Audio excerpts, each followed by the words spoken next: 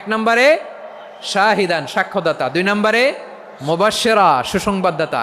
তিন নম্বরে আমরা আছি নাযীরা, তিনি হলেন সতর্ককারী।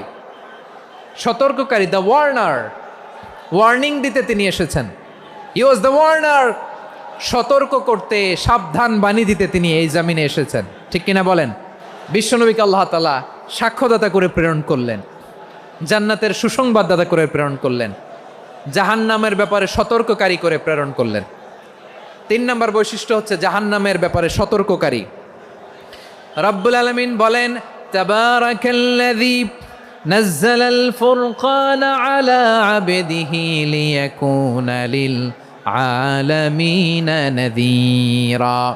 বরকতময় সেই সত্তা যিনি ফুরকানকে, মানে এই কোরআনকে তার বান্দার উপর নাজিল করেছেন, যাতে করে বিশ্বনবী গোটা মানব মণ্ডলীর জন্য সতর্ককারী হতে পারেন। সুবহানাল্লাহ। বিশ্বনবী সবাইকে সতর্ক করতে এসেছে, আমার প্রিয় সিলেটের ভাইয়েরা, নাকি শুধু আমাদেরকে? মুসলিম অমুসলিম, আস্তিক নাস্তিক, মুমিন কাফের, সবার জন্য তিনি সতর্ককারী। সুবহানাল্লাহ পড়েন।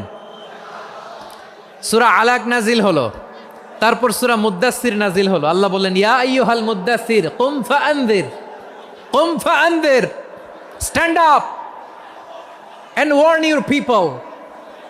বিশ্বনবী ওহির ভার সহ্য করতে না পেরে কাঁপুনি এসে গেল, শীত লাগছিল, তিনি চাদর গায়ে দিলেন। আল্লাহ বললেন, ইয়া আইয়ুহাল মুদ্দাসসির